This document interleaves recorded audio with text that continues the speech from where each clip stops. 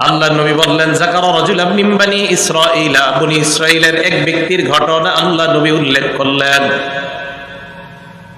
নবীজি বললেন সালা বাদ বানি ইসরাঈলা আইয়ুসরিফাহু আলফা দিনার। আল্লাহ নবী বললেন বনি ইসরাঈলের এক ব্যক্তি আরেক ব্যক্তির কাছে 1000 দিনার স্বর্ণ মুদ্রা ধার চাইছে। ঋণ চাওয়ার পর যার কাছে ঋণ চেয়েছে তিনি বললেন ইতিনি বিশুহাদা, সাক্ষী আনো, উশহিদুহুম, তাদেরকে সাক্ষী রেখে আমি তোমাকে 1000 দিনার স্বর্ণ মুদ্রা দিয়ে দেই। সাক্ষী চাওয়ার পর যিনি ঋণ দিবে তিনি বললেন কাফা বিল্লাহি শাহিদা, আল্লাহ সাক্ষী হিসাবে যথেষ্ট, আল্লাহকে সাক্ষী রাখলাম। কারে সাক্ষী রাখলাম? আল্লাহকে। তিনি বললেন ইতিনি বিল কাফিল, তাহলে জিম্মাদার আনো, তুমি যদি টাকা দিতে না পারো তোমার পক্ষ থেকে আরেকজন দিয়ে দিবে এমন কাউকে আনো। উনি জবাব দিলেন কাফা বিল্লাহি ওয়াকিলা, আল্লাহ আমার পক্ষ থেকে জিম্মাদার হিসাবে যথেষ্ট, আল্লাহ আমার পক্ষ থেকে জিম্মাদার। সাক্ষীও আনতে পারে নাই, জিম্মাদার আনতে পারে নাই, সাক্ষী বানাইলেন আল্লাহকে, কাফিল বানাইলেন আল্লাহকে। যিনি ঋণ দিবেন, যাকে ঋণ দিবেন তার দিকে তাকিয়ে বললেন সাদাকতা, আমার মন বলছে তুমি সত্য বলছো, তুমি সত্য কথা বলছো।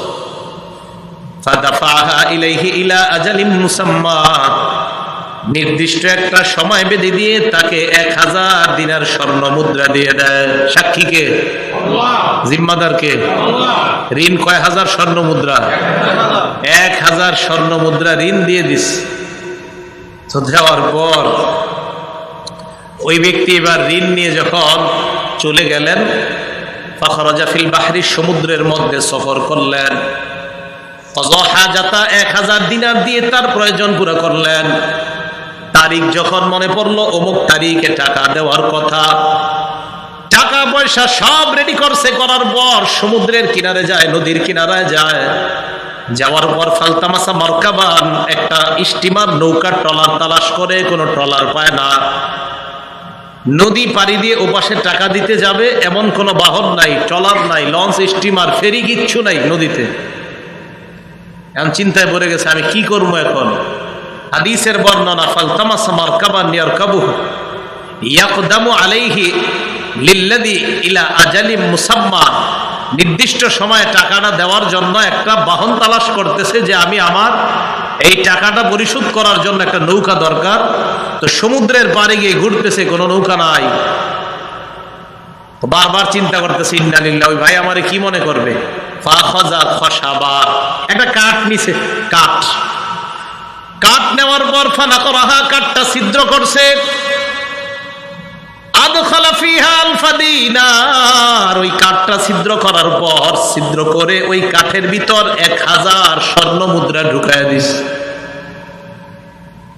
ওয়া সাহিফাতাম মিনহু ইলা সাহিবিহি, নিজের পক্ষ থেকে যিনি এই টাকা পাবে তার কাছে একটা চিঠি লিখলেন। চিঠিটাও ওই কাঠের মধ্যে দিয়ে দিয়েছে। সুম্মা জাজ্জাজা মাউদিআহা, যে জায়গা ছিদ্র করেছে ওই জায়গাটা সুন্দরভাবে ডাকছে। ডাকার পর সমুদ্রের কিনারায় আসছে। আসার পর আল্লাহকে ডাক দিয়ে বললেন আল্লাহুম্মা ইন্নাকা তা'লামু আন্নী কুনতু তাসাল্লাফতু আলফা দিনারিন ফুলান, অমুকের কাছ থেকে আমি 1000 স্বর্ণ মুদ্রা চেয়েছিলাম। লোকটা আমার কাছে সাক্ষী চাওয়ার পর আমি বলেছিলাম সাক্ষী হিসাবে আল্লাহ যথেষ্ট। ফারদিয়া বিকা, মাবুদ ওই লোকটা তোমাকে সাক্ষী হিসাবে পেয়ে সন্তুষ্ট হয়ে গেছে। আমি বলেছিলাম কাফিল হিসাবে আল্লাহ যথেষ্ট। রদিয়া বিকা, এই লোকটা তোমাকে কাফিল মেনে নিয়েছে। আল্লাহ আজকে আমি যানবাহন না পাওয়ার কারণে লোকটার টাকাটা পৌঁছাইতে পারতেছি না। মাবুদ আজকে কোনো উপায় নাই। ইন্নী আস্তাউদিউকাহা, আমি তোমার দায়িত্বে এই টাকাগুলা ছেড়ে দিলাম।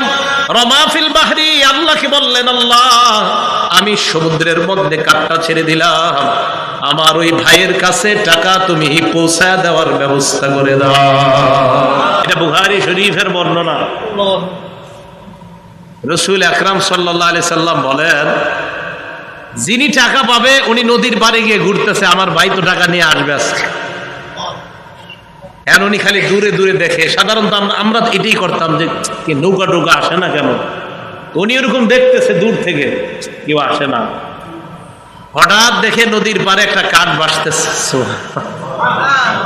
মনে পড়ছে বিবি রান্নার কাজে তো কাঠটা লাগবে, হাদিসে আসছে ফাআখাযা তিলকাল খাশাবা হাতাবা, উনি ওই কাঠটা নিছে বিবি যেন রান্না করতে পারে এই নিয়তে কাঠটা উঠাইছে। হাদিসে আসছে যে হাতাবা, হাতাবা মানে জ্বালানি কাঠ, যেটা জ্বালানোর জন্য উনি নিয়ে গেছে। বাড়িতে নিছে, নেওয়ার পর ভালো করে তাকায় দেখে এটা একটু অন্যরকম, ওই যে একটা ছিদ্রর জায়গাতে একটু কিছু মারা। তো দুইজনে মিলে এটা কাটতেছে, আস্তে আস্তে কাটতে কাটতে হঠাৎ দেখে কি জানি একটা দেখা যাইতেছে। ভালো করে কাটার পর তাকায় দেখে সুন্দর একটা কিসের মধ্যে যেন পেঁচানো কি দেখা যায়। ওই জিনিসটা খোলার পর তাকায় দেখে ওইটার মধ্যে 1000 দিনার স্বর্ণ মুদ্রা দেখা যায়, সাথে একটা চিঠি। চিঠিটা খুলছে, খোলার পর চিঠির মধ্যে বিস্তারিত সব লেখা। ভাই আমি তো আসতে পারি নাই, নৌকা পাই নাই, চলার পাই নাই, আগে আগে পাঠাইয়া দিলাম। তো ওই লোক আবার পেরেশানিতে, আরে কাঠটা গেল কিনা। উনি আবার প্রস্তুতি নিয়ে আরো 1000 স্বর্ণ মুদ্রা নিয়ে নৌকা পাইছে, ওই নৌকা নিয়ে এই পারে আসছে, আরো 1000 নিয়ে আসছে। তো এই ভাইয়ের কাছে আসছে, আসার পর বলতেছে ভাই আমি তো আপনার সময় মতো আসতে পারি নাই। আচ্ছা আচ্ছা একটু দাঁড়ান, আপনি কি সময় মতো আসতে পারেন নাই বুঝছি, আপনি কি কোনো কাঠ টাট পাঠাইছেন নাকি আমার কাছে? পরেরটা বলেন, কয় কাঠ পাঠা, হ্যাঁ কাঠ তো পাঠাইছি। কয় কাঠের ভিতরে 1000 দিনার স্বর্ণ মুদ্রা দিছি, সাথে একটা চিঠিও দিছি। কয় আমি যেদিন আপনি আসার কথা ওদিন আমি সমুদ্রের পারে গেলাম, নদীর পারে গেলাম, আমি বারবার তাকায় আছি আপনি আসবেন, আপনাকে না দেখে জ্বালানি কাঠ হিসাবে এই কাঠটা নিয়েছি সমুদ্র থেকে এনে কাটলাম। কাটার পর দেখি আপনার দেওয়া 1000 দিনার স্বর্ণ মুদ্রা আল্লাহ আমার কাছে পৌঁছে দিয়েছে। বুঝাইতে চাইলাম ঋণ যদি কেউ আদায় করতে চায় আল্লাহ ব্যবস্থা করে দেন। আপনার নিয়ত আপনি দিবেন না, আপনার নিয়ত আপনি দিবেন না, তো আপনার ব্যবস্থা করবে কেমনে? যেটা আমাদের সমাজে চলতেছে, নিয়ত করে নিছেন আপনি, কোনো মতে তোর থেকে বের করে নিয়ে এরপরে বুঝবি শেষ। এই জন্য আপনারটা আর আদায় করা হয় না। কিন্তু আপনি যদি ঠিকই সত্যিকার অর্থে ওই ভাইয়ের থেকে নেন, নিয়ত ভালো থাকে, দেখেন আল্লাহ কিভাবে ব্যবস্থা করছে। বুখারী শরীফের বর্ণনা, আমার নবী বলছে, তা আমাদের এগুলো কেন বিশ্বাস হয় না, আমাদের মাথায় কেন আসে না যে আল্লাহ ওই লোকের মনের নিয়ত ছিল আমি আদায় করব, আল্লাহ কিভাবে আদায় করে দিচ্ছে। তো বুঝাইতে চাইলাম বিশ্বাস ভঙ্গের এই কাজগুলা কি আমাদের দেশে ভবিষ্যতে হবে না চলছে? নবীজি ওই হাদিস তিরমিজি শরীফের 15টা ঘটনা ঘটলে দেশে গজব আসবে। এর মধ্যে দ্বিতীয় নাম্বার ওয়াল আমানাতু মাগনামা, আমানতের মাল লুটের মালে পরিণত হবে। আরেকজনের টাকা আমি মনে করবো এটা আমার, কিছু বুস্টুস দিয়া সব আমার পকেটে ঢুকাবো। এটা কি আমাদের দেশে ঘটবে না চলছে? এটা 2 নাম্বার। এখান থেকে বুখারীর হাদিসগুলো শুনে আসলাম।